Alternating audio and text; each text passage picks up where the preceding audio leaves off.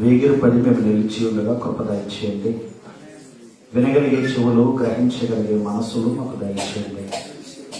వాక్యాన్ని విని వాక్య ప్రకారంగా జీవించి నీకు ఇష్టమైన పిల్లలుగా బ్రతకడానికి కృప దయచేయమని, విత్తబడుతున్న ప్రతి మాట మంచి నేలను పడిన విత్తనముల వల్లే వాక్యం అనే విత్తనము మా హృదయాలలో ఫలించు వాక్యం మాకు దయచేయమని, నీ కృప, నీ సన్నిధి, నీ ప్రత్యక్షత మాకు తోడుగా ఉంచమని, నా నోట నీ మాటలు ఉంచి నీ వాక్కులతో మాతో మాట్లాడమని. నీ వాక్యము నమ్మదగినది, ఆ వాక్యము మనుషులను బ్రతికించేది, ఆ వాక్యమే మనుషులకు నెమ్మదినిచ్చేది. నీ వాక్యము వెల్లడి అవిటితోడనే వెలుగు కలిగను, అది తెలివి లేని వారికి తెలివిని కలిగించును అని వాక్యము ద్వారా సెలవిచ్చాం. ఈ వాక్యమును గురించి ఆలోచన చేయించుండగా పరిశుద్ధాత్మ దేవుని సహాయాన్ని కోరుకుంటూ ప్రాణాత్మ శరీరములతో లొంగిపోతూ నీకు అవిధేయులుగా కాక విధేయులమైన బ్రతికి నీ ఆత్మానుసారంగా జీవించు భాగ్యం మాకు దయచేయమని యేసుక్రీస్తు నామములో అడిగి వేడుకొంచున్నాము తండ్రి. గతించిన వారంలో దేవుని వాక్యాన్ని మనం ఆలోచన చేసాము. చరిత్రకు తెలియని గతం, బైబిల్ చెప్పిన నిజం. చరిత్రకు తెలియని గతం ఏంటి, తెలియని గతాన్ని బైబిల్ చెప్పింది నిజమేంటి అనేది నోవహు ఓడల గురించి మనం ఆలోచన చేస్తూ, నోవహు ఓడ టర్కీ దేశంలో అరారాతు పర్వతంపై అది నిలిచి ఉన్నట్లుగా చరిత్ర పుటాలలో అది సంక్షిప్తంగా రుజువులతో చేయబడినట్లుగా మనం చూచాం.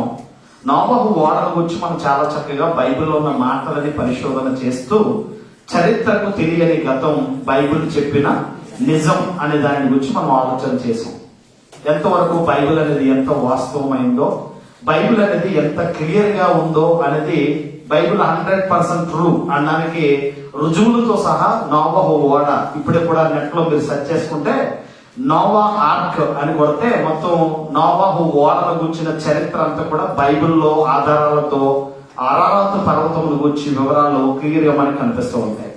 బైబిల్ గురించి మనం ఆలోచన చేస్తున్నాం. చరిత్రకు తెలియని గతం ఏంటి, బైబిల్ చెప్తున్న నిజం ఏంటి అనేది రెండో భాగంలోకి మనం వెళ్తున్నాం. ఈ రోజు మనం ఆలోచించే భాగంలో సొదొమ గుమొర్రా పట్టణాల గురించి మనం ఆలోచన చేస్తున్నాం.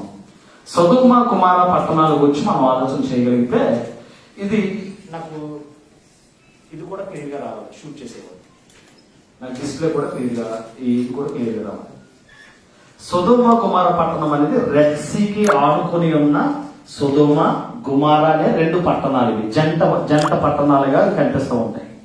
సొదొమ గుమొర్రా పట్టణాలు, ఇది సొదొమ గుమొర్రా, ఇది గుమొర్రా పట్టణం. ఇది మృత సముద్రానికి దగ్గరలో ఉన్నట్లుగా ప్రపంచ పటాల్లో ఆదరణగా మనం చూస్తూ దాని గురించి మనం ఆలోచన చేద్దాం. మృత సముద్ర తీరములో జంట నగరాలుగా ఉన్న పట్టణాలు సొదొమ గుమొర్రా పట్టణాలు. వీటిని గురించి మనం ఆలోచన చేయగలిగితే సొదొమ గుమొర్రా పట్టణాల్లో ఉన్న మనుషులు క్రూరమైన మనుషులని, దుర్మార్గత కలిగిన మనుషులని, అక్కడ ఉన్న ప్రజల పరిస్థితులను బట్టి మనం క్లియర్ గా చెప్పగలం. సొదొమ గుమొర్రా పట్టణాలు అనేవి ఇప్పటికీ కూడా సజీవంగా ఉన్నాయి. ఆధారాలతో ఆ డెడ్ సీ, మృత సముద్రం పక్కనే ఆ రెండు జంట నగరాలుగా మనకు కనిపిస్తూ ఉన్నాయి. అయితే ఆ ప్రజలను గురించి, అక్కడ ఉన్న పరిస్థితుల గురించి ఆలోచన చేయగలిగితే అక్కడ ఉన్న ప్రజలు దేవునికి ఆవేదనని మిగిల్చారు తప్ప సంతోషాన్ని ఎక్కడ మిగల్చలేదు. దేవుని విషయాల్లో వాళ్ళ బ్రతికిన బ్రతుకును కూర్చి మనం ఆలోచన చేయగలిగితే క్రూరమైన జీవితాన్ని జీవించారు, దుర్మార్గత కలిగే బ్రతికారు. దేవునికి అవిధేయులుగా ఉండి దేవునికి ఇష్టలుగా బ్రతకవలసిన వారు అవిధేయులుగా జీవించారు. ఈ పట్టణాల గురించి మనం ఆలోచన చేయగలిగితే సొదొమ గుమొర్రా పట్టణాలు అనేవి చాలా సుందరమైన పట్టణాలు. ఎందుకు సుందరమైనవంటే ఈ సముద్రానికి ఆనుకుని ఉన్న ఈ పట్టణాలు ఎప్పుడు కూడా పచ్చదనముతో, ఎప్పుడు కూడా చక్కటి ఫలాలతో, ఎప్పుడు కూడా సమృద్ధి కలిగిన పట్టణాలుగా ఉండేటప్పటికీ వాళ్ళకి బాగా తిని మంచిగా అనుభవిస్తూ మదించి చెడిపోయారు. వాళ్ళు అర్థమవుతుందా? సస్యశ్యామలంగా ఉండేటప్పటికి బాగా తిన్నారు, బాగా తిని తృప్తి చెంది అనుభవిస్తూ మదించారట. మదించడం అంటే అర్థం ఏంటి తెలుసా? గర్వించడం, లేకపోతే వాళ్ళు విర్రవీగిపోవడం అని కూడా అర్థం వస్తుంది. వాళ్ళు మదించి దేవునికి విరోధులుగా బ్రతికి దేవునికి అవిధేయులుగా మారిపోవడం వల్ల దేవునికి తన కోపాన్ని రేపే పరిస్థితికి వచ్చేసారు. దీని గురించి బైబిల్ ఏం చెప్తుందో మన బైబిల్ విప్పి చూద్దాం. ఆదికాండం 19వ అధ్యాయము. అందరూ బైబిల్ విప్పండి. అందరూ బైబిల్ విప్పి ఆదికాండం 19వ అధ్యాయము. ఆదికాండం 19వ అధ్యాయము 1 నుంచి 5 వచనాలు మనం జాగ్రత్తగా చదువుకోగలిగితే, ఆ సాయంకాలం మందు ఆ ఇద్దరు దేవదూతలు సొదొమ చేరేటప్పటికీ లోతు సొదొమ గవని వద్ద కూర్చొని ఉండెను. లోతు వారిని చూచి వారి ఎదుర్కొని లేచి సాష్టాంగ నమస్కారం చేసి, నా ప్రభువులారా, దయచేసి మీ దాసుని ఇంటికి వచ్చి రాత్రి వెళ్ళబుచ్చి కాళ్ళు కడుక్కొనుడి. మీరు పెందలకడనే లేచి మీ త్రోవల్లో వెళ్ళవచ్చునను. అందుకు వారు అలాగూ కాదు, నడివిధులలో రాత్రి వెళ్ళబుచ్చుదామని చెప్పిరి. అయినను అతడు మిక్కిలి బలవంతము చేసినప్పుడు వారు అతని తట్టు తిరిగి అతని ఇంట ప్రవేశించిరి. అతడు వారికి విందు చేసి పొంగలి రొట్టెలను కాల్చగా వారు భోజనము చేసిరి. వారు పండుకొనక ముందు ఆ పట్టణస్థులు అనగా సొదొమ గుమారా మధ్యలో ఉన్న ప్రజలందరూ, మనుషులు, బాలురు, వృద్ధులు, ప్రజలందరూ నలుదిక్కల నుండి కూడి వచ్చి ఆ ఇల్లును చుట్టివేసి లోతు అని పిలిచి, ఈ రాత్రి నీ యొద్దకు వచ్చిన మనుషులు ఎక్కడ? మేము వారిని కూడునట్లు మా యొద్దకు వారిని వెలుపలికి తీసుకురమ్మని అతనితో చెప్పగా. ఇక్కడ జాగ్రత్తగా ఆలోచన చేయవలసిన విషయం ఏంటంటే, సొదొమ గుమారా పట్టణం దుర్మార్గత కలిగిన పట్టణమని, క్రూరమైన మనస్తత్వం కలిగిన పట్టణమని ముందే చెప్పాను. ఇక్కడ సొదొమ గుమారాలో ఉన్న మనుషులు ఎలా ఉన్నారు అని ఆలోచన చేయగలిగితే, లోతు అనే ఆయన ఒక నీతిమంతుడు ఉన్నాడు. అతడు ఆ సొదొమ అనే పట్టణంలో తన ఇంటి గవిని దగ్గర కూర్చుని ఉండగా ఒక సంధ్య వేళ చీకటి పడుతున్న సమయాలలో ఆ దేవదూతలు ఇద్దరు మనుషులు వెళ్తూ ఉంటే వాళ్ళని ఎదుర్కొన్నాడు. వెళ్ళి, ప్రభువులారా, ఎక్కడికి వెళ్తున్నారు? ఈ రాత్రి సమయంలో మీరు ఎక్కడికి వెళ్తున్నారు? రండి, మా ఇంటికి రండి, శుభ్రంగా కాళ్ళు కడుక్కోండి, మేము ఇచ్చే ఆహారాన్ని తీసుకోండి, సేట తీరండి, ఉదయాన్నే మీరు వెళ్తారు కానీ అని చెప్పాడు. అలా అని చెప్పినప్పుడు వాళ్ళు కొంచెం వెళ్ళడానికి ఇష్టపడలేదు. మేము ఈ వీధులు, ఈ సొదొమ గుమారా పట్టణాల వీధుల్లో మేము తిరుగుతాం, అక్కడ ఉన్న పరిస్థితులు మేము చూస్తామంటే బలవంతంగా ఆయన రండి రండి రండి అని బలవంతం చేస్తే వెళ్ళారట. వెళ్ళిన తర్వాత అక్కడ ఉన్న పరిస్థితి ఏంటంటే, వెళ్ళారు, వాళ్ళకి ఆహారం సిద్ధపరిచాడు, వాళ్ళ ఆహారం తిన్నారు. వాళ్ళు తిని నిద్రిస్తున్న సమయం, నిద్రపోవడానికి సిద్ధపడుతున్న సమయాలలో ఆ ఊరిలో ఉన్న ప్రజలందరూ, మనుషులందరూ వచ్చేసారట. ఆ కోవలో ఎవరున్నారట? లోతును పిలిచిన కోవలో ఆ మనుషులు ఎవరెవరున్నారట? బాలురు, వృద్ధులు, ప్రజలందరూ నలుదిక్కుల నుండి కూడి వచ్చి ఆ ఇంటిని చుట్టేశారు. ఎవరున్నారు? బాలురు ఉన్నారు, వృద్ధులు ఉన్నారు, ప్రజలందరూ, మనుషులందరూ 4 వైపుల ఇంటి చుట్టూ చేరారట. ఎందుకు చేరారంటే, ఇగో నీ దగ్గరకు వచ్చిన 2 మనుషులు ఉన్నారు కదా, వాళ్ళిద్దరిని వెలుపలికి పంపించి మేమేం చేస్తాం? మేము వాళ్ళని శారీరకంగా కలుస్తాం, మేము వాళ్ళని పాడు చేయాలనుకుంటున్నాం, మాకు వాళ్ళు కావాలి, వాళ్ళని పంపించు అని వాళ్ళు అడుగుతున్నట్లుగా మనం చూస్తూ ఉన్నాం. లోతు ఇంటికి వచ్చిన మనుషులను కూడుటకు బాలురు మొదలుకొని వృద్ధుల వరకు వచ్చారట. బాలురు అంటే ఎవరినంటాం? బాలురు అని మా సాత్విక్, బాహు, అక్కడ ఉన్న మన పిల్లలు, చిన్న చిన్న పిల్లలు ఏమంటాం మనం? బాలులు అంటాం మనం. చిన్న పిల్లలు అంటాం.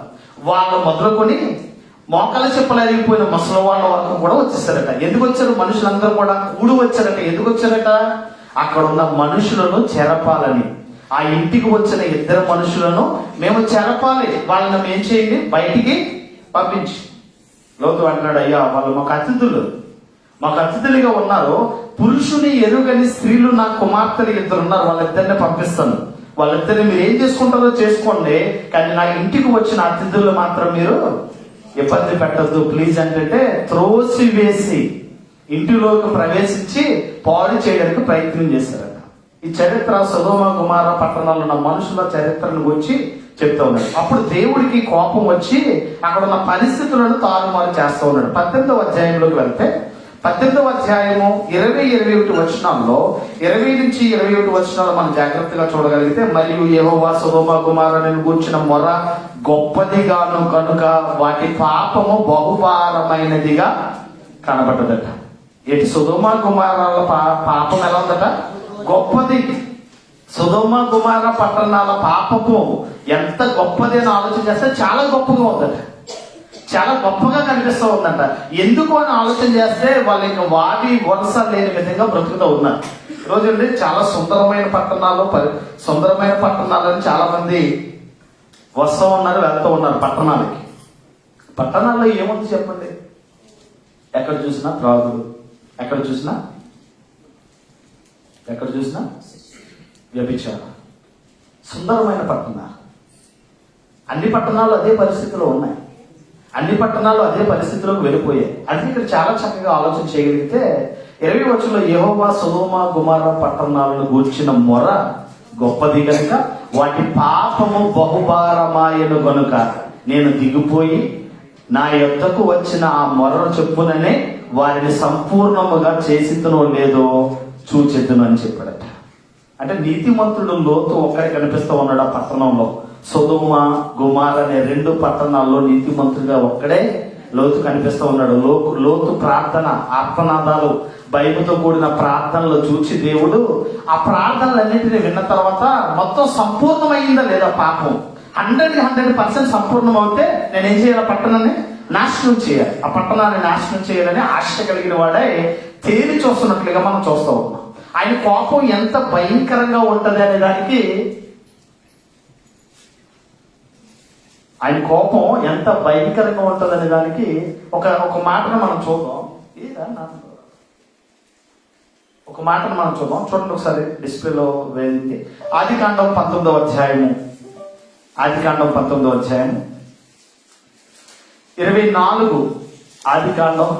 అధ్యాయము 24-20.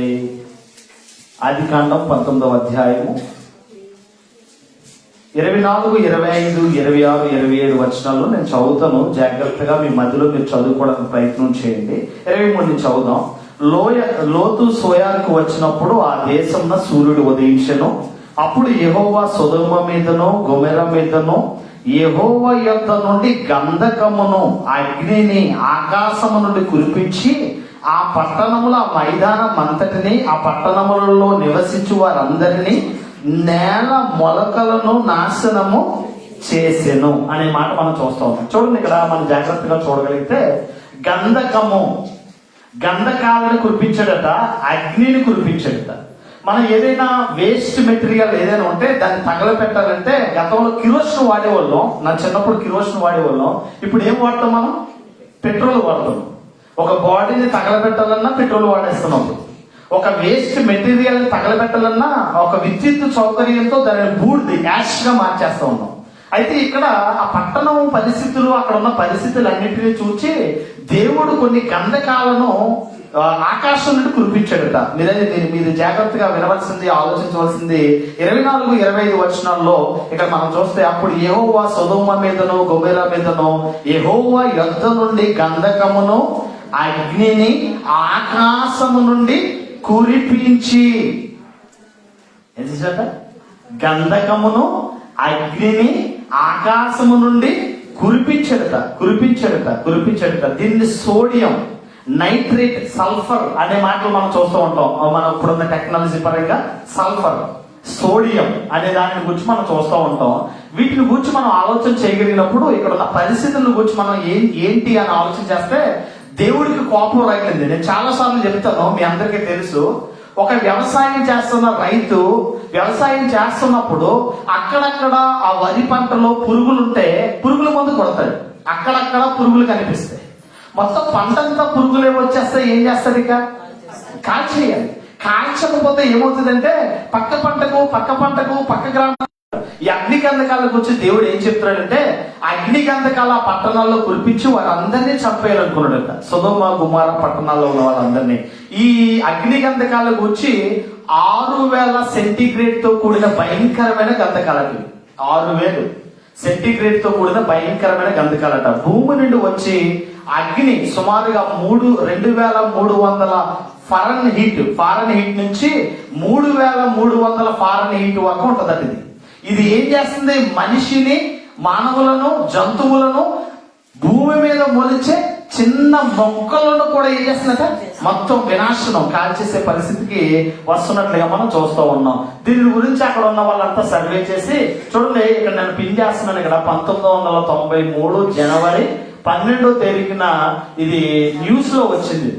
న్యూస్ లో దీని ఏంటి అసలు, ఈ భూమి మీద ఇవి ఎలా వచ్చాయి, ఈ సోడియం అనేది, సల్ఫర్ అనేది, ఈ పొటాషియం, మెగ్నీషియం, గంధకం అనేవి ఎలా వచ్చాయి, వీటన్నిటిని రావడానికి గల కారణం ఏంటంటే పరిశోధన చేస్తే వాళ్ళకి అర్థమైంది ఏంటంటే, బైబిల్ని ఆధారం చేసుకుని బైబిల్ బేస్ చేసుకుంటూ చూస్తే దేవుడే కురిపించాడు. ఆ కురిపించిన ఆ గంధకాలను అగ్ని చేత కాల్చడం వల్ల ఆ గంధకాలు రావడం, గంధకాల మీద అగ్ని వల్ల అది రాచి పెట్టడం అంటే మంట పడడం వల్ల మొత్తం అక్కడున్న వన్యప్రాణులు, జీవరాశులు, వృక్షాలన్నీ కూడా వినాశనం అయిపోయినాయి పరిశోధనలో నిర్ధారణ చేసినట్టుగా మనం చూస్తూ ఉన్నాం. అంటే దేవుడు ఎంత గొప్పవాడో మనం ఆలోచన చేయడానికి దేవుడే చెప్పాడు, ఇదిగో భూమి పైన ఆహారం పడుతుంది, భూమి లోపల అగ్నిగుండం ఉంది అనే మాట మనం చూస్తూ ఉంటాం. చూడండి, యోబు గ్రంథం 28వ అధ్యాయం 5వ వచనంలోకి వెళ్తే, యోబు గ్రంథం 28వ అధ్యాయం 5వ వచనంలో ఒకసారి మనం చూద్దాం. యోబు గ్రంథం 28వ అధ్యాయం 5వ వచనంలో 28:5లో చాలా చక్కటి మాట మనం చూస్తూ ఉంటాం. నేను చదువుకుంటాను, మీరు మీ మనసులో చదువుకోండి. భూమి నుండి ఆహారము పుట్టును, దాని లోపలి భాగము అగ్నిమయమయ్యుండును. దాని లోపల భాగం ఎలా ఉంటుందట? అగ్నిమయం. భూమి నుండి ఆహారం పుడుతుంది, దాని లోపలి భాగము అగ్నిమయమై ఉంటుందట. అగ్నిమయం అంటే అది పైకి మనందరం పైన చక్కగా పంటలు పండుతున్నాయి, చక్కగా జీవరాశులు బ్రతుకుతున్నాం, చక్కగా భూమి మీద నివాస యోగ్యంగా మనం బ్రతుకుతున్నాం. కానీ ఒక్కొక్కసారి అగ్నిగుండాలు బద్దలవుతుంటాయి, అగ్ని పర్వతాలు బద్దలవుతూ ఉంటాయి. ఆ బద్దలైనప్పుడు వచ్చే లావా అంటాం. మీరు చూసారో లేదో, ఒక్కోసారి అగ్ని పర్వతాలు పగిలినప్పుడు లావ వెదజల్లుతూ ఉంటుంది. పైన మాత్రం అది ఎలా ఉంది, పైన ఆహారం ఉంటుందట. చాలా బాగుంది. మళ్ళా యోబు గ్రంథం 25వ అధ్యాయము 5వ వచనం, భూమి నుండి ఆహారం పుట్టును, దాని లోపలి భాగము అగ్నిమయమై ఉండును. అంటే పైన ఎలా ఉంది, పైన సస్యశ్యామలంగా ఉంది, మంచిగా గ్రీన్ గా ఉంది, చక్కగా మనుషులు బ్రతకడానికి, వృక్షాలు, జీవరాశులు అన్ని బ్రతకడానికి చాలా అనుకూలంగా ఉంది. కానీ లోపలి భాగం ఎలా ఉందట? అగ్నిమయం. దాని లోపలి భాగం ఎలా ఉందట? అగ్నిమయమై ఉన్నట్లుగా మనం చూస్తూ ఉన్నాం. దేవుడు ఎందుకు అసలే ఆ సొదొమ గుమొర్రా పట్టణాల మీద ఎందుకు ఆ గంధకాలను కురిపించాడు, ఎందుకు ఆ గంధకాలు కురవడం వెనుక ముఖ్య కారణం ఏంటి అని ఆలోచన చేస్తే, ఆదికాండం 13వ అధ్యాయం 13వ వచనంలో అసలు దానికి రీజన్ ఏంటో చెప్తూ ఉన్నాడు. ఆదికాండం 13వ అధ్యాయం 13వ వచనంలో చాలా చక్కటి వివరణ ఇస్తూ ఉన్నాడు. ఆదికాండం 13వ అధ్యాయం 13వ వచనంలో చాలా మంచి వివరణ ఇస్తున్నాడు. నేను చదువుతున్నాను. సొదొమ మనుషులు దుష్టులను యెహోవా దృష్టికి బహుపాపులై యుండిరి. వాళ్ళు ఎలా ఉన్నారంటే, సొదొమ మనుషులు దుష్టులు అని ఎవరినంటారంటే, దుష్ట లక్షణాలు కలిగిన వారిని, దుష్ట సాంగత్యం చేసే వాళ్ళని, దుష్ట క్రియలు కలిగిన వాళ్ళు ఏమంటాం? దుష్టులు. దుష్టునితో సహవాసం, దుష్ట లక్షణాలు కలిగిన వాళ్ళందరినీ కూడా ఏమంటాం? దుష్టులు. వాళ్ళు ఎలా ఉన్నారట? సొదొమ మనుషులు దుష్టులను యెహోవా దృష్టికి బహుపాపులై ఉన్నారట. ఎలా ఉన్నారట? యెహోవా దృష్టికి ఎలా ఉన్నారట? బహుపాపము చేసిన వారిగా ఉన్నారు. బహుపాపం చేసిన వారు అంటే వీళ్ళు పాపం చేయకపోతే నిద్రపోరమాట. చాలా మంది కూడా పైకి మాత్రం భక్తి కలిగి ఉన్నారు, కానీ దేవుని శక్తిని ఆశ్రయించని మనుషులుగా బ్రతుకుతున్నారు. ఇందాక మంచి పాట ప్రసాద్ మంచి పాట పాడాడు, వేషధారి క్రైస్తవ జీవితం కోసం. మీరు ఆ పాటలో ఉన్న అర్థాన్ని గ్రహించారో లేదో కానీ, వేషధారణ జీవితం ఈరోజు క్రైస్తవులు చాలా ఎక్కువగానే ఉంది. పైకి ఎలా ఉన్నారు? భక్తి కలిగిన వారిగా ఉన్నారు, పైకి భక్తి కలిగిన వారిగా ఉన్నారు, కానీ వాళ్ళ బ్రతుకులను, వారి జీవితాలను చూస్తే ఎలా ఉన్నారు? వేషధారణ, పాపులుగానే బ్రతుకుతున్నారు. ఇక్కడ కూడా వాళ్ళ పరిస్థితి సొదొమ మనుషులు దుష్టులను యెహోవా దృష్టికి బహుపాపులై ఉన్నట్లుగా మనకు కనిపిస్తాం. అంటే పాపం చెయ్యంటే నిద్రపోరమాట. అంటే సామెతల గ్రంథంలో 4వ అధ్యాయం 16వ వచనంలో మంచి మాట మనం చూస్తాం. సామెతల గ్రంథం 4వ అధ్యాయం 16వ వచనం చాలా బాగుంటది. 4వ అధ్యాయం 16వ వచనంలో అక్కడ ఉన్న పరిస్థితిని గురించి వ్రాస్తున్నాడు. అట్టివారు కీడు చేయనది నిద్రింపరు, ఎదుట వారిని పడద్రోయనది వారు నిద్రింపరు. ఇక్కడ జాగ్రత్తగా ఆలోచన చేస్తే, నోవహు కాలంలోనే పాపం బహుగా ఉన్నట్లుగా మనం చూస్తే, మరలా లోతు కాలానికి వచ్చేటప్పటికి లోతు కాలంలో ఉన్న పరిస్థితి కూడా సేమ్ అదే పరిస్థితి. వాళ్ళు ఎలా ఉన్నారని చెప్తున్నాడు ఇక్కడ. వాళ్ళు ఎలా ఉన్నారట? కీడు పాపములో వాళ్ళ కీడు చేయనిదే నిద్రింపరట. వాళ్ళ కీడు చేయనిదే నిద్రింపరు, ఎదుట వారిని పడద్రోయనిది వారి నిద్రింపరు. అబ్బా, అంటే మనుషుల మానవ నైజంలో ఎలా ఉన్నారంటే పాపులలో ప్రావీణ్యత కలిగిన వారు, పాపులలో పాపం చేయడంలో పిహెచ్డి చేసిన వాళ్ళు మాట్లాడారు. ఇటువంటి కోవలో ఉన్న వాళ్ళు దేవుడు అనుకున్నాడు, ఇక లేదు ఈ పట్టణాన్ని వినాశనం చేయాలి అనుకున్నాడు. దేవుడు ఏమనుకున్నాడు? వినాశనం చేయాలి, నాశనం చేయాలనుకున్నాడు. ఎందుకంటే భావి వలస లేదు, స్త్రీ అని పురుషుడని. ఇప్పుడు చట్టాలు కూడా మారిపోయండి. మీకు క్లియర్ గా చెప్తాను. స్వలింగ సంపర్కం నేరం కాదట. స్వలింగ సంపర్కులు పెళ్లి చేసుకోవచ్చు, సంపర్కం చేయొచ్చు, నేరం కాదట. ఇంకా అబార్షన్ కూడా చట్టబద్ధం అయిపోయిందట. అంటే అబార్షన్ అంటే పిల్లలకి అండం అంటే పెళ్లి చేసుకుని అండం కాదు. ఇల్లీగల్ అఫైర్స్ తో ఉండి ఇల్లీగల్ గా బ్రతుకుతూ వాళ్ళు ఇల్లీగల్ గా గర్భం వచ్చేస్తే ఒకవేళ అబార్షన్ కూడా చట్టబద్ధమేనట. మరి ఇటువంటివి చేస్తున్నప్పుడు ఒక మనిషిని చంపేస్తున్నప్పుడు, ఒక ఆత్మని చంపేస్తున్నప్పుడు దేవుడికి కోపం రాకుండా ఎలా ఉంటుందో చెప్పండి. అర్థమవుతుందా మీకు? మనిషిని చంపడానికి రైట్స్ ఎవరికి కూడా లేవు. ఒక మనిషిని చంపే ఆ అర్హత రైట్స్ ఎవరికి, ఒకటి బ్రతికించే శక్తి నీకు లేదు.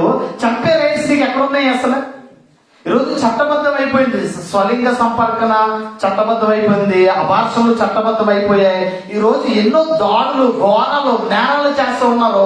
ఈరోజు క్రైస్తవం పైన ఎంతో మంది మతోన్మాదులు ఎంతో రీతిగా ఉన్మాదం చేస్తున్న పరిస్థితిని మనం చూస్తున్నాం. ఇటువంటి పరిస్థితులు ఉన్నప్పుడు దేవుడికి కోపం వచ్చి సొదొమ గొమొర్రా పట్టణాలను ఏ విధంగా అగ్ని చేత కాల్చడో అదే విధంగా ఇప్పుడున్న పరిస్థితుల్లో తెగుళ్ళు, వ్యాధులు, భయంకరమైన విపత్తులు, భయంకరమైన పరిస్థితుల ద్వారా ఎన్నో రకాలుగా తన ఉగ్రతను చూపిస్తూ ఉంటాడు.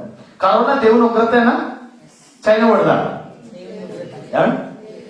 ఆకు రాలినట్లుగా రాలిపోయింది.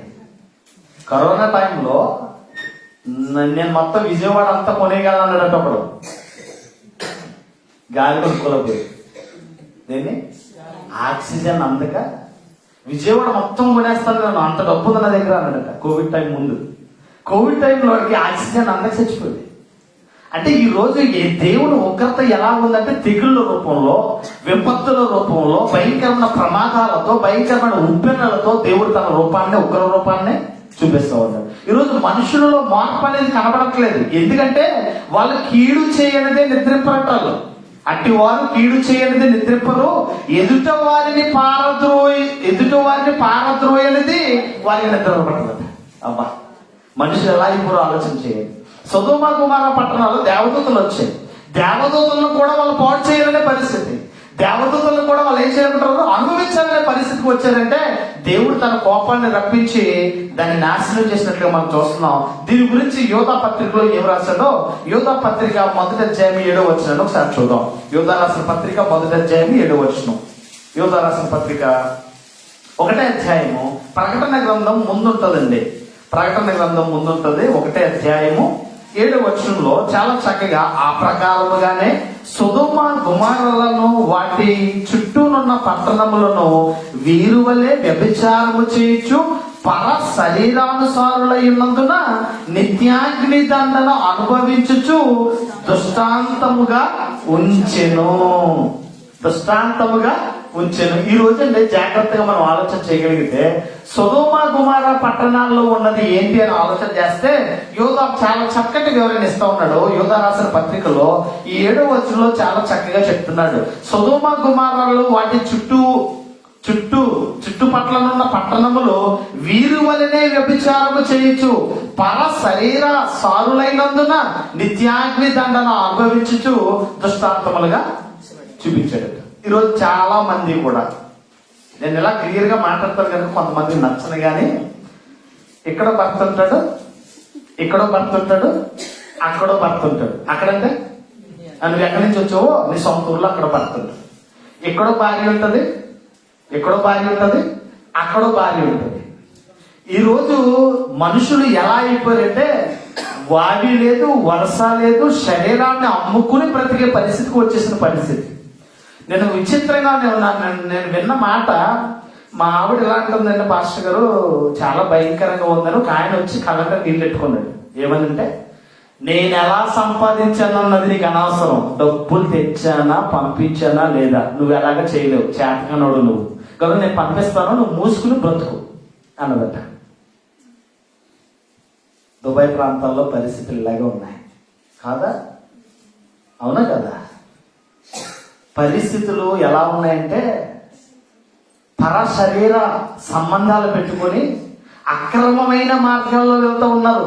పైగా వాళ్ళు పచ్చగమ్మలు పట్టుకున్న వాడికి లోకమంతా పచ్చగా ఉంటుంది అన్నట్లుగా వాళ్ళు అలా ఉన్నారు కనుక ఎదుటి వాళ్ళు కూడా అలాగే ఉంటారనే పరిస్థితికి వచ్చేసారు. ఒకటి తప్పు పట్టాలి, ఒకరి మీద బురద చల్లాలి అంటే వాడు ఎలా ఉన్నాడో, వాడి క్యారెక్టర్ ఏంటో మీరు అర్థం చేసుకోవాలి. ఈరోజు మన పరిస్థితి, మన బ్రతుకులు ఏంటో మనం చూసుకుంటే బాగుపడతాం. ఎదుటి వాళ్ళని మనం వేలెత్తి చూపించవలసిన అవసరత లేదు. ఈరోజు ఏం జరుగుతుందో ఇక్కడ ఉన్న పరిస్థితి అక్కడున్న పరిస్థితి ఈక్వల్ గానే ఉంది. చూడండి ఇప్పుడు ఏం చెప్తున్నాడు ఇక్కడ, ఆ 7వ వచనంలో చెప్తున్నాడు, వాళ్ళు ఆ సొదొమ గొమొర్రా చుట్టూనున్న పట్టణస్థులందరూ కూడా వీరి వలనే వ్యభిచారము చేయించు పర శరీరానుసారులై అంటే వాళ్ళ సొంత శరీరం కాదు ఇది. కొంతమంది అతి శరీరాలు ఉంటాయి ఇక్కడే మళ్ళీ ఇంటికి వెళ్ళిపోతే మళ్ళీ ఆవిడతోటి మళ్ళీ ఇంటికి వెళ్ళిపోగానే ఈయన కూడా సెపరేట్ గా ఉంటుంది అక్కడ పరిస్థితి. అక్కడో పిల్లం ఇక్కడో పిల్లం, అక్కడో మొగుడు ఇక్కడో మొగుడు, పర శరీరానుసారంగా బ్రతుకుతూ ఉంటారు. ఇలా బ్రతకడం వల్ల దేవుడికి కోపం రాకపోతే ఏమొస్తుంది చెప్పండి? దేవుడు నీకు ఏకపత్రి పురుషుడు అయి ఉండాలండి. ఎలా ఉండాలంట? ఏకపత్రి అంటే ఇద్దరు ముగ్గురు నుంచుకోమన్నాడా? నాకు దుబాయ్ నాకు చాలా నేర్పింది. ఏం నేర్పింది తెలుసా? ఒక ఆయన చాలా యాక్టివ్గా ఉండేవాడు, చర్చిలోనే చాలా యాక్టివ్గా ఉండేవాడు. ఒక చర్చిలో ఆయనకి ఇద్దరు అంటే అర్థమైందా? ఆయనకి ఇద్దరంటే ఇంట్లో ఇళ్ళలో అలా మాట మొత్తం ఫ్యామిలీకి తెలిసిపోయింది. ఏంటి డాడీ నువ్వు ఎలా చేసేవేంటి డాడీ, తప్పు కదా, నువ్వు దేవుళ్ళలో ఉన్నావు, చాలా యాక్టివ్గా ఉంటున్నావు, తప్పు కదా అంటే, అబ్రాహాంకి ఎంతమందిరా భార్యలు, యాకోబుకి ఎంతమందిరా భార్యలు? అప్పుడు దేవుడు చూచి చూడనట్లుగా అప్పుడు దేవుడు చూచి చూడనట్లుగా ఉన్నాడు. ఇప్పుడైతే చట్టాలు మారాయి, పరిధులు మారాయి. వీడు చర్చికి వెళ్తాడు, చర్చిలో యాక్టివ్గా ఉంటాడు, సంఘ పెద్దగా స్థానం మోస్తాడు. వీడికి ఇద్దరు ఉంటారు. వీడు మళ్ళీ ఎవరిని తీసుకొచ్చేసాడు ఆ పంచాయతీలోకి? అబ్రాహాముని తీసుకొచ్చేసాడు. ఎవరిని? యాకోబు గారిని తీసుకొచ్చేసాడు. అదే చెప్తున్నాను, దేవుడికి కోపం రేపే పరిస్థితిలో ఉండడం వల్ల సొదొమ గొమొర్రా పట్టణాన్ని దృష్టాంతముగా ఉంచాడట. దృష్టాంతం అంటే అర్థమైంది తెలుసా? ఎగ్జాంపుల్, ఉదాహరణగా ఉంచాడట. అలాగ వాళ్ళు చేశారు, వినాశనం అయిపోయారు. మీరు అలా చేయకండి. బైబిల్ బూతు పుస్తకం అని ఎవడో పనికిమాలిన మూర్ఖుడు అన్నాడు. బైబిల్లో బూతులు ఉన్నాయని. బైబిల్లో బూతులను తప్పు పట్టినాడు దేవుడు. వాళ్ళు ఎలా చేశారు కనుక మీరు అలా చెయ్యకుండా ఉండండి అని చెప్పాడు దేవుడు. చరిత్రకు తెలియని గతం బైబిల్ చెప్పిన నిజం. చరిత్రకు తెలియలేదు గతం ఏంటో, అది దాంట్లో బూతులు ఉన్నాయి, వాక్య వరుస లేకుండా ఉన్నాయి, అన్ని బూతుల పురాణమే అన్నాడు ఎవడు. బూతుల పురాణం కాదు, ఖండించాడు దేవుడు. వాళ్ళు ఎలా తప్పు చేశారు కనుక ఆ తప్పుకి శిక్షలోకి వెళ్ళిపోయారు. మీరు అలా చెయ్యకుండా ఉండండి అని దృష్టాంతములుగా రాయించాడు మనకి. చదవండి, ఇప్పుడు చదవండి, అర్థమవుతుంది. ఏం చదువుతున్నాం మనం ఇప్పుడు? 7వ వచనంలో ఏమంటాడు? వీరి వలనే వ్యభిచారము చేయించు పర శరీరానుసారులై ఉన్నందున నిత్యాగ్ని దండన అనుభవించుచు దృష్టాంతముగా ఉంచబడును. అంటే ఈ కోవలో ఎవరైనా సరే, స్త్రీలలో అయినా పురుషులలో అయినా, ఈ అక్రమ సంబంధాల్లో ఎవరైనా ఉంటే ఎక్కడికి వెళ్ళిపోతారు? నిత్యాగ్ని దండన, నరకం. అక్కడ అగ్ని ఆరదు, అక్కడ పురుగు చావని చోటుకు వెళ్ళిపోతారు. ఎంత భక్తిపరుడు అయితే నాకేంటి, నువ్వెన్ని పాటలు పాడితే నాకేంటి, నువ్వెంత ప్రసంగం చేస్తే నాకేంటి, నువ్వు దేవుని యందు భయభక్తులు కలిగి నువ్వు బ్రతకకపోతే, అక్రమమైన మార్గంలోకి నువ్వు వెళ్తే తీర్పులోకి వెళ్తావు, నిత్యాగ్ని దండనకు వెళ్తావు. అక్కడ అగ్ని ఆరని పురుగు చావని చోటుకి వెళ్ళిపోతావు. అందుకే దేవుడు దృష్టాంతములుగా వాళ్ళు అనుభవించారు, మీరు అనుభవించకుండా ఉండాలని దేవుడు ఏం చేశాక ఎగ్జాంపుల్ గా దృష్టాంతములుగా వచ్చినట్లుగా మనం చూస్తూ ఉన్నాం. మరొక మాట మనం చూద్దాం. పేతురు రాసిన 2వ పత్రిక, కొంచెం ముందుకు వెళ్తే పేతురు రాసిన 2వ పత్రిక 2వ అధ్యాయం 6వ వచనంలో, 2వ అధ్యాయం 6వ వచనంలో చాలా చక్కగా రాస్తా ఉన్నాడు. 2:6 అంటున్నాడు, మరియు ఆయన సొదొమ గొమొర్రా పట్టణములను భస్మము చేసి ముందుకు భక్తిహీనులకు వారిని వాటిని దృష్టాంతములుగా ఉంచుటకై వాటిని నాశనము విధించి. దుర్మార్గులు కామ వికార యుక్తముల చేత నడవడి చేత బహుబాధపడిన నీతిమంతుడకు లోతులు తప్పించెను. ఆ నీతిమంతుడు వారి మధ్య కాపురముండి తాను చూచుచున్న వాటిని బట్టి వినుచున్న వాటిని బట్టి వాటి అక్రమమైన క్రియల విషయంలో దినదినము నీతి గలవాడై మనసును నొప్పించుకొనుచు వచ్చెను. అబ్బా, ఇది సొదొమ గుమొర్రా పట్టణం, సుందరమైన పట్టణం, కొన్ని కోట్ల ప్రజలున్న పట్టణం. ఆ పట్టణంలో ఒక్కడే ఉన్నాడంటే నీతిమంతుడు.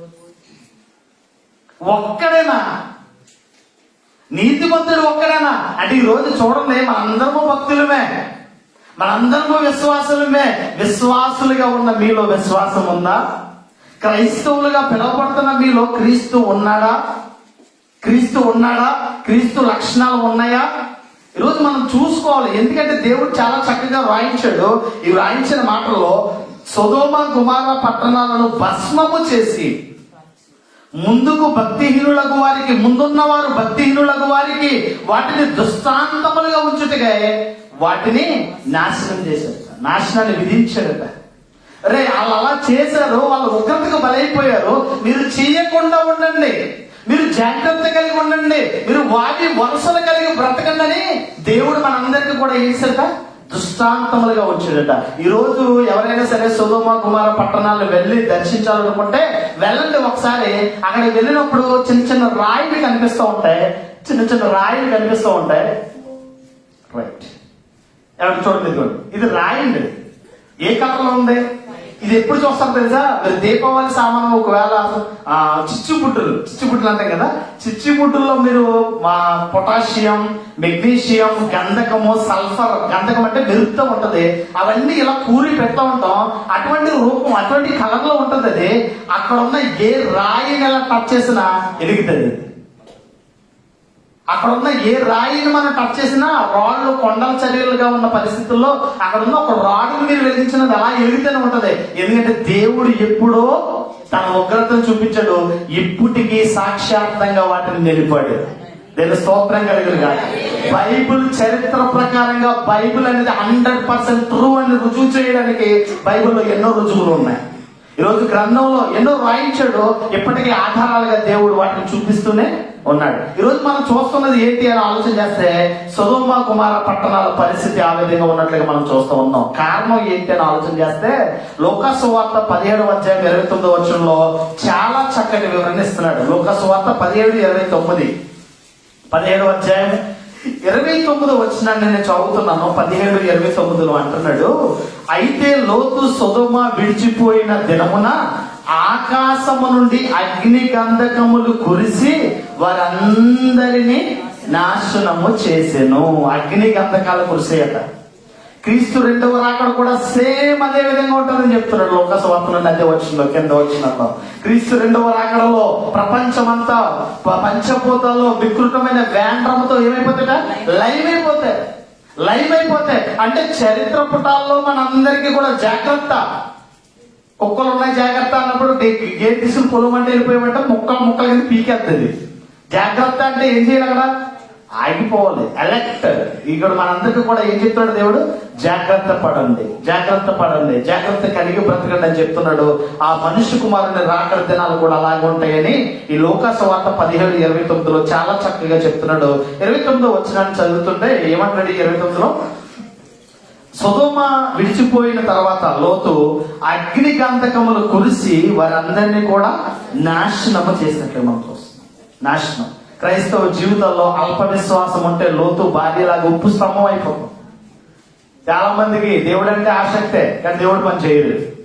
చాలా మంది దేవుళ్ళో ఉంటారు, దేవుడి మీద పరిపూర్ణమైన నమ్మకం ఉండదు. అటు కాదు ఇటు కాదు, ఎటు లోకం కావాలి, దేవుడు కావాలి, పరిశుద్ధతగా బ్రతకాలి, పాపంలోనే బ్రతకాలి. ఇటువంటి కోవలో ఉన్న వాళ్ళు లోతు భార్యలాగా ఉప్పు స్తంభాలు అయిపోతారు. నేను బైబిల్ ట్రైనింగ్ అవుతున్నాడు, ఒక త్వరగా ఇంత ముక్క ఎంత తెల్లగా ఉంది, ఒక కనికిలాగా ఉంది, తెల్లటి ముక్కట్టుకొచ్చి ఒక సుత్తిచ్చి కొట్టి అందరికి కొద్దిగా పెట్టి నోట్లు ఎట్టుకోండి. నోట్లు ఎట్టుకుంటే ఉప్పు కష్టం. ఏంటంటే నేను వెళ్ళాను, లోతు భార్య దగ్గరికి వెళ్ళాను, లోతు భార్యని మీరు రుచి చూశారు అన్నాడు. అంటే ఉప్పు కని కట్టుకొచ్చాడు, అక్కడి నుంచి ఉప్పు స్తంభం అయిపోయిందని. అల్ప విశ్వాసం అనేది క్రైస్తవ జీవితాల్లో మంచిది కాదు. దానికి బెస్ట్ ఎగ్జాంపుల్ లోతు భార్య కనిపిస్తుంది. లోకములో, పాపములో, అవిధేయతలో, అక్రమ సంబంధాలతో బ్రతికితే మనకి సొదొమ గొమొర్రా పట్టణం అనేది ఒక బెస్ట్ ఎగ్జాంపుల్ గా కనిపిస్తాం. కనుక చరిత్ర పుటాల్లో ఇప్పటికీ కూడా సొదొమ గొమొర్రా పట్టణం గూర్చిన వివరణ బైబిల్లో ఏ విధంగా ఉందో చరిత్ర ప్రకారంగా కూడా ఇప్పటికి కూడా సజీవంగా మనకి కాపాడుతుంది. చరిత్రకు తెలియని గతం బైబిల్ చెప్పిన నిజం. దేనికోసం మొదటిగా మనం మాట్లాడుకున్నాం? ఫస్ట్ పాయింట్ ఏంటి? నోవహు ఓడల గురించి మాట్లాడుకున్నాం. అరరాత్ పర్వతం మీద ఇప్పటికీ కూడా సజీవ సాక్ష్యాలుగా అక్కడ ఉన్నాయి. రెండోది మనం ఆలోచన చేస్తే సొదొమ గొమొర్రా పట్టణాల గురించి మనం ఆలోచన చేసాం. మూడో దానికి మనం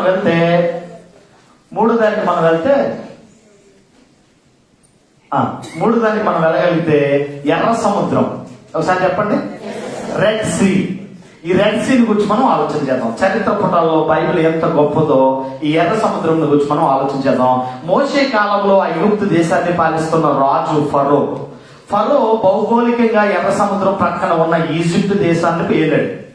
ఈజిప్ట్ దేశంలో ఏళ్తున్నప్పుడు బహు మూర్ఖత్వం కలిగిన వాడే బ్రతికాడట. ఎవరు? ఫరో. ఈజిప్టు అంటే ఇప్పుడు ఐగుప్తు దేశం. ఐగుప్తు దేశాన్ని గురించి మనం ఆలోచన చేయగలిగితే ఐగుప్తు దేశాన్ని ఏలిన రాజుగా ఫరో నిలిపాడు.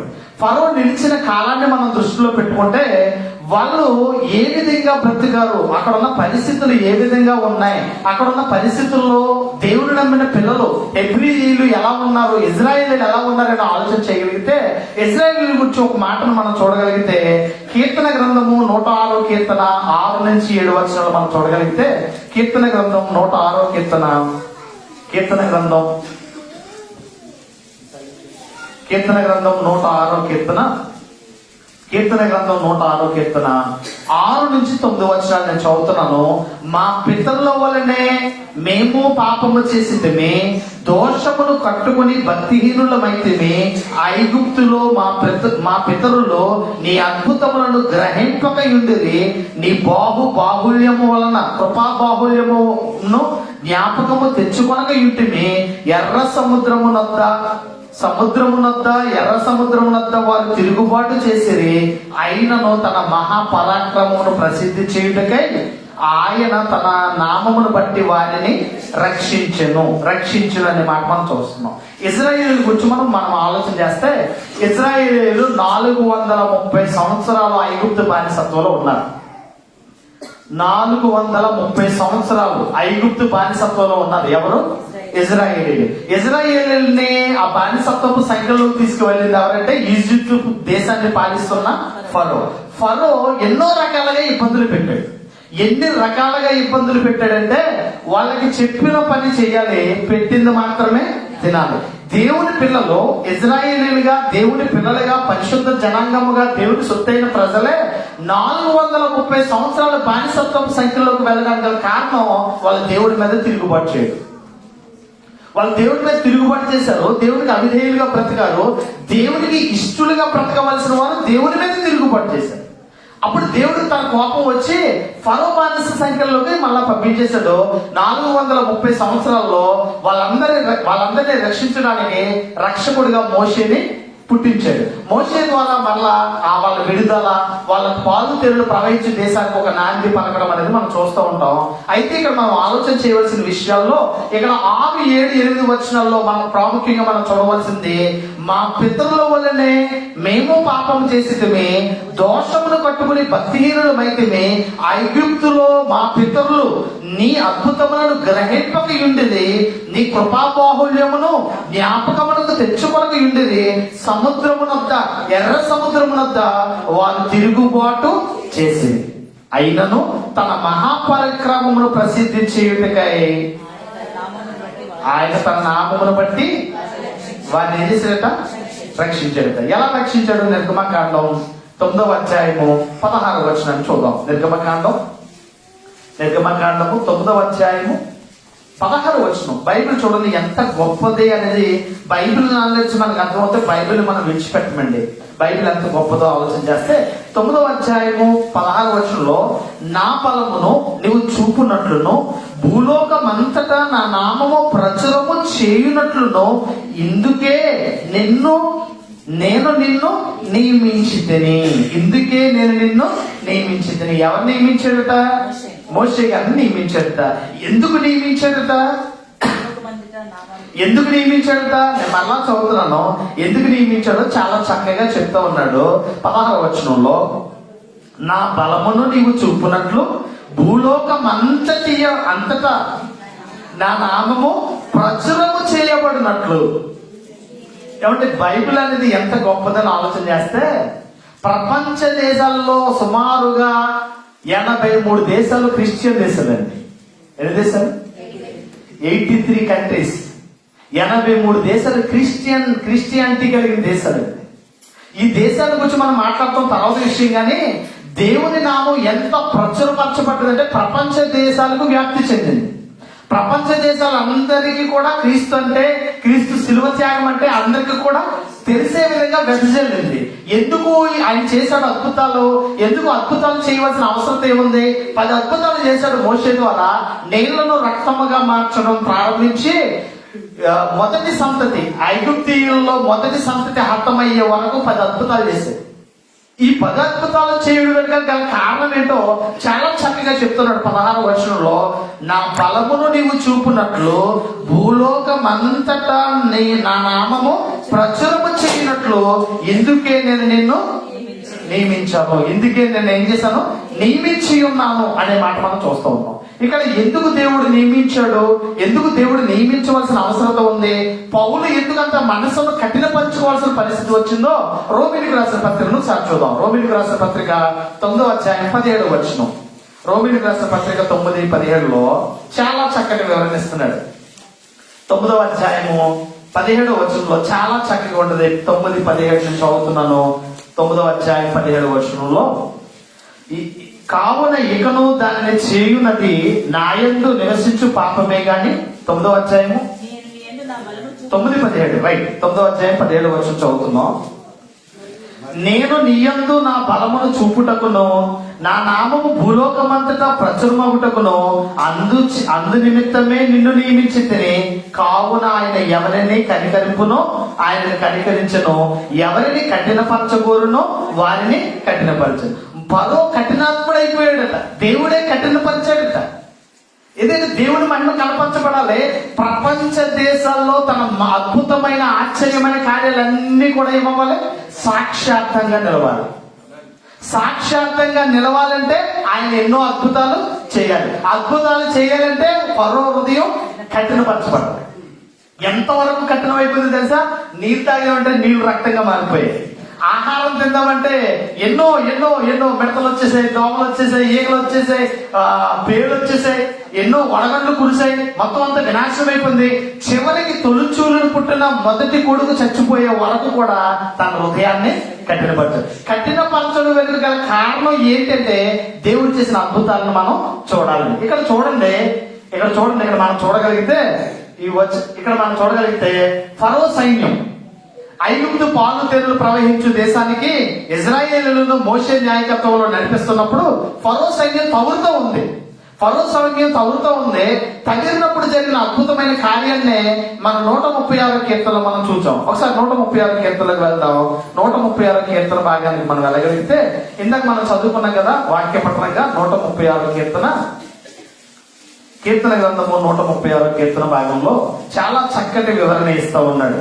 చూడండి, ఆ లాస్ట్ 13, 14, 15 వచనాల్లో 12 నుంచి, చెయ్యి చాచి తన బాహుబలము చేత వారిని రక్షించెను, ఎర్ర సముద్రమును ఆయన 2 పాయలుగా చీల్చెను, ఆయన ఇజ్రాయేలులను దాని నడుమ దాటిపోచేసెను, ఫరోను అతని సైన్యమును ఎర్ర సముద్రములో ముంచివేసెను.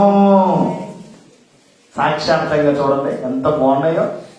సాక్షాత్తంగా మనం చూడగలిగితే ఆ సైన్యం అది చూడండి, చూసారా? ఒక ఏమైందా అలా మొదటికి వెళ్తుందా? Sorry, right. ఫరో సైన్యం గురించి మనం ఆలోచన చేస్తున్నాం.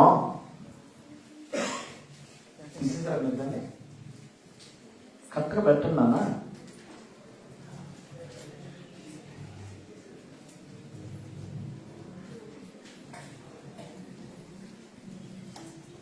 చూడండి ఒకసారి త్వరగా సెర్చ్ చేయండి. ఇక్కడ మనం చూస్తే ఈ వచనాన్ని మనం చూడగలిగితే ఫరో సైన్యాన్ని గురించి మనం ఆలోచన చేస్తుంటే, ఫరో సైన్యములో అక్కడ ఉన్న పరిస్థితి ఏంటి అని ఆలోచన చేస్తే, ఎర్ర సముద్రాన్ని ఒకసారి పరిశోధన చేశారట. ఎర్ర సముద్రాన్ని ఒకసారి చూడండి, చాలా మంది సైంటిస్టులు పురావస్తు శాఖ అని ఉంటారు కదా కొంతమంది, వాళ్ళు పురాతనమైన వాటి మీద ఏం చేస్తూ ఉంటారు, పరిశోధన చేస్తూ ఉంటారు. చరిత్రలో ఏదో కొత్తది తెలుసుకోవాలనే ఆ చరిత్ర పుటాల్లోకి వెళ్తే అక్కడ కొన్ని అవశేషాలు దొరికాయి. ఈ అవశేషాల్లో సముద్రంలో రథచక్రాలు ఉన్నాయి, సముద్రములో రథచక్రాలు, సముద్రములో మనుషుల కలేబారాలు, రౌతులు అంటే గుర్రాల కలేబారాలు, ఇవన్నీ కనిపించాయి. ఇక చూడండి, సాక్షాత్తంగా ఇప్పటికీ కూడా సాక్షాత్తంగా అలాగే ఉన్నాయి ఇప్పటికీ కూడా. ఇక చూడండి బాడీస్, చూడండి డెడ్ బాడీస్, వాళ్ళు వేసుకున్న చిరస్నానము, వాళ్ళకు పట్టుకున్న కత్తి, డాలు, ఇవన్నీ కూడా సాక్షాత్తంగా దేవుడు నిలిపిందే ఇక్కడ రాశాడు. ఇక్కడ చూస్తే 13, 14, 15 వర్షాల్లో ఫరోను అతని సైన్యమును ఎర్ర సముద్రములో ఆయన ముంచివేసెను.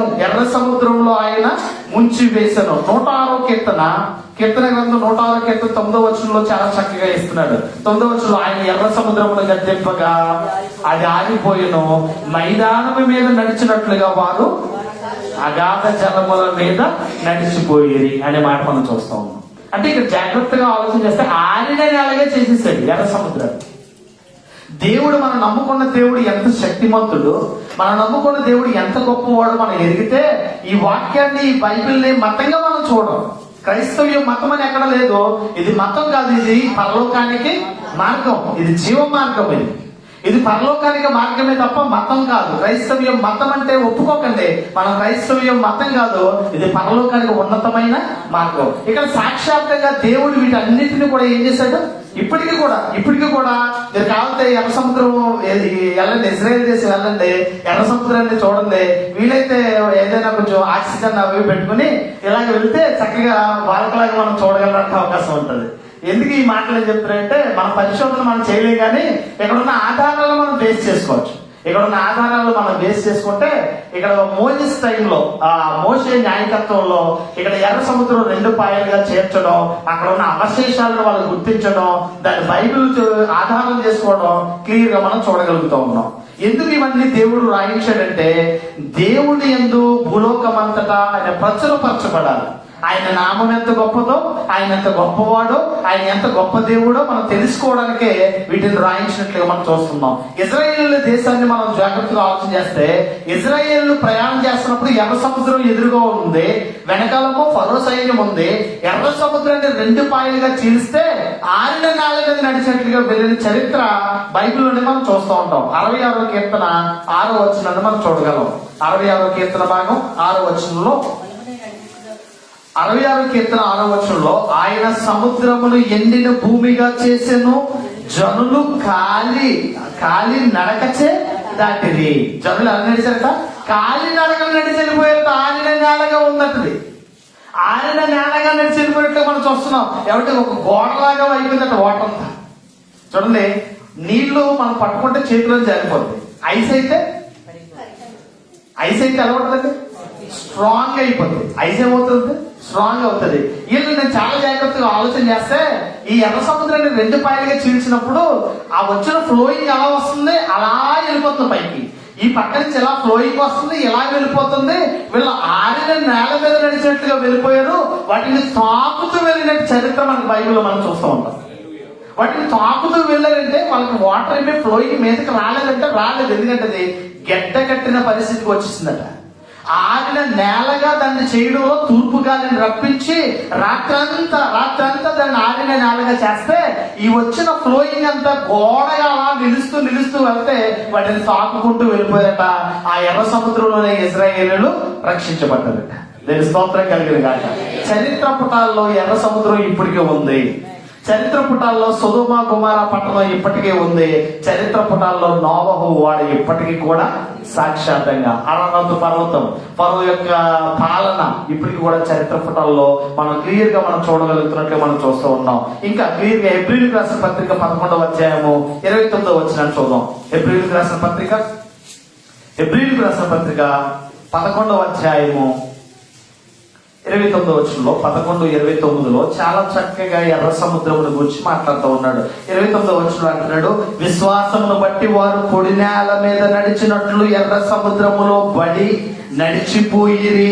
ఐగుప్తీయులు అలాగే చెయ్య చూచి ఏమైపోయారట, అలాగే వాళ్ళు కూడా చెయ్య చూసి ఏమైపోయారట, వాళ్ళు వెళ్ళిపోయారు. మనం కూడా వెళ్దాం రండ్రా ఆయన వెళ్ళేటప్పటికి కరెక్ట్ గా మధ్యలోకి తీసుకొచ్చిన తర్వాత ఆ గోడ ఈ గోడ కూల్చేసేది, మొత్తం మునిగి జల సమాధి అయిపోయారు. ఇప్పటికీ కూడా అవశేషాలు, రథాలు, చక్రాలు ఇవన్నీ కూడా ఇప్పటికి కూడా సాక్షాత్తంగా ఉన్నాయి. ఇప్పటికీ కూడా స్టిల్. అంటే బైబిల్ ఎంత గొప్పది మీరు పట్టుకున్న బైబిల్. మత గ్రంథమా? మత గ్రంథం ఏంటి బైబిల్? ఉన్నతమైనది, మహోన్నతమైన దేవుని గ్రంథం, పరిశుద్ధ గ్రంథం.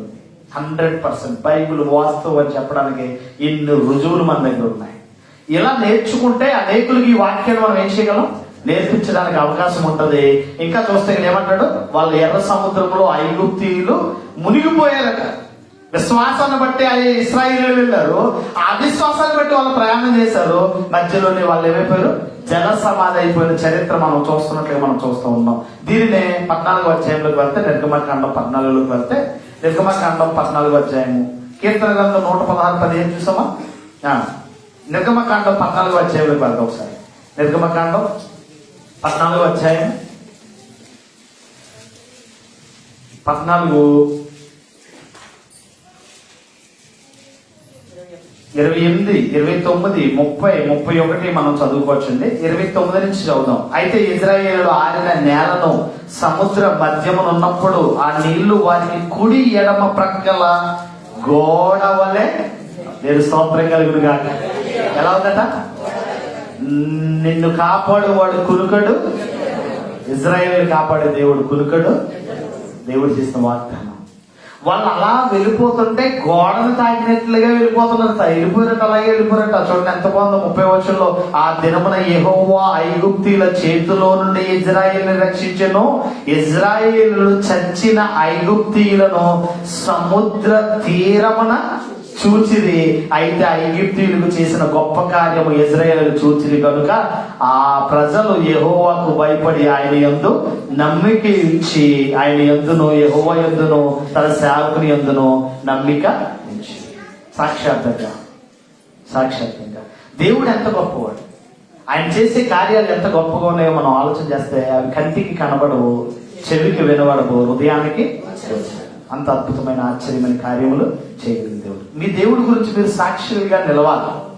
నేను కోరుకుంటుంది ఏంటంటే, ఈ రోజు ఇంత మనం జ్ఞానాన్ని తిరిగాం, మనం దేవుని ఉన్నతమైన జ్ఞానాన్ని మనం తెలుసుకున్నాం కనుక దేవునికి సాక్షులుగా, నా దేవుడు ఎంత గొప్పవాడు, ఎంత శక్తిమంతుడు, ఆయన బాహుబలము చేత ఐగుప్తీయులు రక్షించాడు, తన అధిక రోషము కోపాగ్ని చేత సొదొమ గుమొర్ర పట్టణాల్ని వినాశనం చేశాడు. ఆ పాపులలో నుండి నీతిమంతులు రక్షించడంలో, నోవహు ఓడను సిద్ధపరిచి వాళ్ళు రక్షించడంలో ఎంతో కృప చూపించాడని ఆయన యందు నిత్యము కూడా మనం ఎలా ఉండాలి, కృతజ్ఞతా భావంతో, ఆయన కృతజ్ఞత కలిగి ఆయనకి సాక్షులుగా బ్రతకాలి. ఆ విధంగా మనం బ్రతకడానికి దేవుడి సన్నిధిలో కొద్ది నిమిషాలు గోజాడదాం. వీలైన వారు మోకరించండి. దేవుడి సన్నిధిలో మాట్లాడుతూ దేవుడి వాక్యం ద్వారా దేవుడు మీతో మాట్లాడితే కొద్ది నిమిషాలు దేవుడి సన్నిధిలో గోజాడదాం. కొద్ది నిమిషాలు దేవుడి సన్నిధిలో గోజాడి ఆయన యందు భయభక్తులు కలిగిన పిల్లలుగా, ఆయనకి ఇష్టమైన పిల్లలుగా, అయ్యా నోవహు విషయంలో నువ్వు చూపిన కృప, సొదొమ గుమొర్ర విషయాల్లో నువ్వు చూపిన కోపాన్ని, నువ్వు చూపిన రోషము ఎంత గొప్పదో వెలిగి నీ యందు భయభక్తులు కలిగి మేము బ్రతుకుతామని దేవుని ఎదుట సాగిలపడి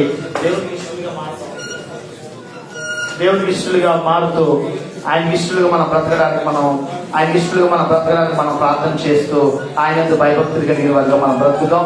దేవుడి సన్నిధిలో కొద్ది నిమిషాలు ప్రార్థన చేద్దాం. కొద్ది నిమిషాలు ప్రార్థన చేస్తూ దేవాతి దేవుడు ఎంత గొప్పవాడు, ఆయన చేసే కార్యాలు ఎంత గొప్పవో, ఆయన చేస్తున్న అద్భుతమైన ఆశ్చర్యమైన కార్యాలు ఎంత గొప్పవో దేవుని ఎడల భయభక్తులు కలిగిన వారమై, మోషే ఎడల ఆయన చూపిన కృప, మోషే ఎడల ఆయన చూపిన వాత్సల్యత, మోషే ద్వారా దేవుడి చిత్తాన్ని ఏ విధంగా జరిగించడో మనం ఎరిగిన వారమై ఆయన సన్నిధిని మనం సాగిలపడదాం. ఆయన సన్నిధిలో మనం సాగిలపడుతూ ఆయనకి ఇష్టలుగా మనం బ్రతుకుదాం. ఆయనకి ఇష్టలుగా మనం బ్రతుకుతేటట్లుగా మనం మన సమర్పణ చేస్తూ ముందుకు వెళ్దాం. కన్న తల్లి చేర్చునట్లు నన్ను చేర్చునా ప్రియుడు, కన్న తల్లి చేర్చునట్లు నన్ను చేర్చునా ప్రియుడు. కౌగిలిలో హత్తుకొను నా చింతలను బాపును. కౌగిలిలో హత్తుకొను నా చింతలు బాపును. కన్న తల్లి చేర్చునట్లు నన్ను చేర్చునా ప్రియుడు. కన్న తల్లి చేర్చునట్లు నన్ను చేర్చునా ప్రియుడు. చేయుపట్టి నడుపును, శిఖరముపై నిలుపును. చేయుపట్టి నడుపును, శిఖరముపై నిలుపును. కన్న తల్లి నన్ను చేర్చునా ప్రియుడు. ప్రార్థన చేసుకుందాం. చరిత్రకు తెలియని గతం బైబిల్ చెప్పిన నిజం ఎంత గొప్పదో, నోవహు ఓడను సిద్ధపరచడంలో బైబిల్ ఎంత వాస్తవమైన గ్రంథమో, ఎంత సత్యమైనది గ్రంథమో ఎరగడానికి రుజువులతో సహా దేవుడు తన వాక్యం ద్వారా మనతో మాట్లాడాడు. ఆ విధంగా మనం కూడా బ్రతకడానికి, సాక్షులుగా జీవించడానికి, నా దేవుడు గొప్పవాడిని సకల జనుల ఎదుట రంకె వేసి చెప్పడానికి సిద్ధ మనసు అనే జోడుని మీరు తలుపుకొని, సమాధానం అనే దట్టిని పట్టుకొని, 66 పుస్తకాలు కలిగిన ఆత్మ ఖడ్గాన్ని ధరించుకొని విశ్వాసం అనే డాలుతో ముందుకు వెళ్ళడానికి సాగిలపడదాం. సాగిలపడి ఆయన ఎదుట ప్రార్థన చేసుకుందాం. ఆయన ఎదుట సాగిలపడి ప్రార్థన చేద్దాం. పరిశుద్ధుడా, ప్రేమ కలిగిన తండ్రి, నిత్యుడగు తండ్రి, సమాధానకర్త, మా దేవ, మా ప్రభువ, మా రక్షక, మా ప్రాణదుర్గమా, మా దైవమా, నీవే మా ఆశ్రయ దుర్గమని నిన్నే నమ్ముకుని ఉన్నాం. ఆపత్కాలంలో నమ్ముకొనదగిన సహాయకుడని నిన్నే నమ్ముకుని ఉండగా, ఇజ్రాయేలు పక్షాన నువ్వు వ్యాజ్యమాడిన దేవుడు, వాళ్ళతో యుద్ధము చేసి ఫరో సైన్యాన్ని, ఐగుప్తు సైన్యం అంతటిని సముద్రములో ముంచి వేసి జల సమాధి చేసి నీ ప్రజలను నీవు రక్షించిన వాగ్దానం చేసిన దేవుడు, వాగ్దానం చేసిన దేవుడు, నమ్మదగిన దేవుడు అని ఎరిగాం. నువ్వు చేసే అద్భుతాలు, నువ్వు చేసిన ఆశ్చర్యమైన క్రియలు భూలోకమంతటా ప్రచురపరచుటకై ఇప్పటికీ సాక్షాత్ముగా నిలుపు. అరరాతు పర్వతం, ఎర్ర సముద్రం, మృత సముద్రం, సొదొమ గొమొర్రా పట్టణాలు, ఎర్ర సముద్రంలో ఉన్న రౌతులు, నీకే మహిమ, సమస్త మహిమ ఘనత నీ నామమునికే ఆలోచిస్తూ ఉన్నాం. కృప చూపించండి. దేవుని యందు భయభక్తులు కలిగిన వారిగా, పరిశుద్ధుడు అయిన దేవునికి మేము అన్యోన్యముగా మేము కూడా పరిశుద్ధులుగా బ్రతకడానికి కృప దయచేయమని, ఈ కృప, నీ వాత్సల్యత, నీ బాహుబలము చేత మమ్మల్ని రక్షించమని నీ సన్నిధిలో ప్రార్థన చేస్తూ ఉన్నాం. అయ్యా, ఈరోజు నూతనముగా నీ సన్నిధికి వచ్చి ఉన్న ప్రియ సహోదరి రాజీ కొరకు, జ్యోతి కొరకు, ఋతమ్మ కొరకు ప్రార్థన చేస్తున్నాం. ప్రియ సహోదరులు విజయ్ కుమార్, సూర్యప్రకాశ్ కొరకు ప్రార్థన చేస్తున్నాం. బిడ్డలను దీవించండి, సంఘములో బిడ్డలను స్థిరపరచండి. వాళ్ళు ఎక్కడున్నా నీ యందు భయభక్తులు కలిగిన పిల్లలుగా, నీకు ఇష్టమైన పిల్లలుగా బ్రతకడానికి కృప దయచేయండి. ఆశ్చర్యకర్తవు, ఆలోచనకర్తవు, సమాధానకర్తమైన దేవా, బిడ్డలకు శాంతిని, సమాధానాన్ని బిడ్డలకు దయచేయండి. బిడ్డలకు నక్కర్లేని దేవుడు ప్రతి అవసరము క్రీస్తు మహదైశ్వర్యములో తీర్చబడుగా కానీ నీ సన్నిధిలో ప్రార్థన చేస్తూ ఉన్నాం. ఆయన సాక్ష్యం చెప్పిన ప్రియ సహోదరి కళ్యాణి గారి కొరకు ప్రార్థన చేస్తూ ఉన్నాం. బిడ్డను దీవించండి. బిడ్డకు నువ్వు ప్రేమించిన గర్భఫలాన్ని బట్టి నీకు వందనాలు. శుభ ప్రసవం వరకు తల్లికి బిడ్డకు క్షేమము కలుగును కాకని సుఖప్రసవం వరకు బిడ్డకు ఆయుష్ని ఆరోగ్యము దేవుడు దయచేయను గాక నీ సన్నిధిలో ప్రార్థన చేస్తున్నా. ప్రేమించిన కుటుంబం, ప్రేమించిన పిల్లలను బట్టి నీకు వందనాలు. పిల్లలు బలహీనులుగా ఉన్నారు. యెహోవా రాఫాగా స్వస్థపరచగలిగిన దేవా, యేసు క్రీస్తు నామములో సంపూర్ణమైన స్వస్థత కలుగునుగాక, విమోచన కలుగునుగాక, విడుదల కలుగునుగాక ఈ సన్నిధిలో ప్రార్థన చేస్తున్నాం. ఎవరైతే బలహీనులుగా ఉన్నారో, ఎవరైతే అనారోగ్యంతో ఉన్నారో, ఎవరైతే వ్యాధిగ్రస్తులతో ఉన్నారో, యేసయ్య నామములో సంపూర్ణమైన స్వస్థత కలుగునుగాక. స్వస్థపరచు దేవుడు, విశ్వాస సహితమైన ప్రార్థన రోగిని పుట్టి స్వస్థపరచండి వాక్యం అవసరమించు. నీ నామమును బట్టి ప్రార్థిస్తుండగా విడుదలను దయచేయండి. నీ కృపలో బిడ్డలు బలపరచమని సన్నిధిలో ప్రార్థన చేస్తున్నాం. ప్రియ సహోదరులు ప్రసాద్ గారు ఆరాధన అనంతరము ఆయన ఇండియా వెళ్ళిపోతూ ఉన్నారు. క్షేమంగా గమ్య మార్గాలు చేర్చండి. తన ప్రయాణంలో నీ రాకపోకల యందు యెహోవా నిన్ను కాపాడుగాక. ఆ వాక్యము నమ్మదగినది. బిడ్డల ప్రయాణాల్లో కృప చూపించండి. క్షేమంగా గమ్య మార్గాలు చేర్చండి. ముఖ్యంగా సహోదరి సుధారాణి కొరకు ప్రార్థన చేస్తున్నాం. మంగళవారం రోజున ఇండియా నుంచి దుబాయ్ వస్తుండగా బిడ్డ మార్గాలు సరళము చేయమని ఈ సన్నిధిలో ప్రార్థన చేస్తున్నాం. సహోదరులు దుర్గారావు గారు నూతనముగా వ్యాపారం చేస్తూ ఉన్నారు. వ్యాపారాన్ని ప్రారంభించారు. అయ్యా, వారి కుటుంబాన్ని దీవించండి. వారు చేస్తున్న వ్యాపారాన్ని వృద్ధిపరచమని ఈ సన్నిధిలో ప్రార్థన చేస్తున్నాం. ఇక్కడ ఉన్న పిల్లలందరూ ఎంతో ప్రయాసంతో పనిచేస్తూ ఉన్నారు. వ్యాపారాలు చేసే వాళ్ళు కొందరు, ఉద్యోగాలు చేసే వాళ్ళు కొందరు. వారి వ్యాపారాలను, వారి ఉద్యోగాలను వృద్ధిపరచండి. 30దంతలుగా, 60దంతలుగా, 100దంతలుగా పరలోక సంబంధమైన దీవెనల చేత ప్రతి బిడ్డను ఆశీర్వదించమని సన్నిధిలో ప్రార్థన చేస్తున్నాం. సహోదరులు కృపవరం కొరకు ప్రార్థన చేస్తున్నాం. వెలిగించిన కుటుంబాన్ని బట్టి నూతనంగా ఇంటి నిర్మాణం కొరకు ప్రార్థన చేస్తున్నాం. ఆ ఇంటి నిర్మాణం మంచిగా కట్టబడడానికి సహాయం దయచేయండి.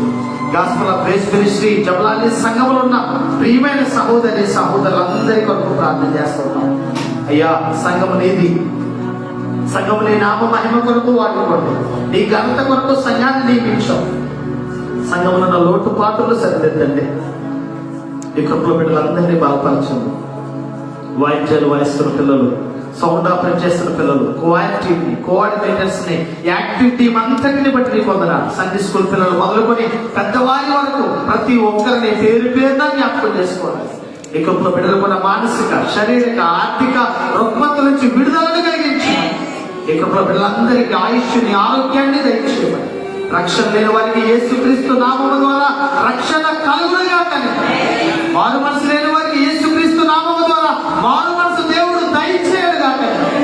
ఈ సన్నిధిలో ప్రార్థిస్తున్న కృప దయచేయమని, పరలోక సంబంధమైన దీవెనల చేత నీ యొక్క భయభక్తులు కలిగిన జీవితాలతో నీకు ఇష్టమైన పిల్లలుగా బ్రతకడానికి కృప దయచేయమని, బిడ్డలందరినీ, వారి ఉద్యోగాలు, వారి కుటుంబాలను, ఇండియాలో ఉన్న వారి కుటుంబాలన్నింటినీ దీవించి పవిత్రమైన ప్రవర్తన కలిగి పరిశుద్ధముగా నిర్దోషముగా బ్రతికే భాగ్యం మా అందరికీ దయచేయమని, ప్రతి ఒక్కరిని దీవించి ఆశీర్వదించమని మా ప్రభును, మా రక్షకుడైన యేసుక్రీస్తు నామములో అడిగి వెళ్ళిపోతున్నాము తండ్రి. మన తండ్రి అయిన దేవుని యొక్క ప్రేమయు, కుమారుడైన యేసుక్రీస్తు కృపయు, పరిశుద్ధాత్మ యొక్క అన్యోన్య సహవాసము, సమాధానము గాస్పెల్ ఆఫ్ గ్రేస్ మినిస్ట్రీపై, సకల పరిశుద్ధులపై, ప్రపంచ దేశాలన్నిటిపై, ప్రార్థనలో ఎగిపించిన ప్రియమైన సహోదరి సహోదరులందరిపై దేవుని కృప సదా కాలము మనకు తోడై ఉండును గాక. ఆమేన్. యేసు రక్తమే, ప్రభు యేసు రక్తమే, ప్రభు యేసు నామమున సంపూర్ణ విజయము, అపవాది ప్రేమ అనంత నాశనము కలుగును గాక. ఆమేన్, ఆమేన్, ఆమేన్.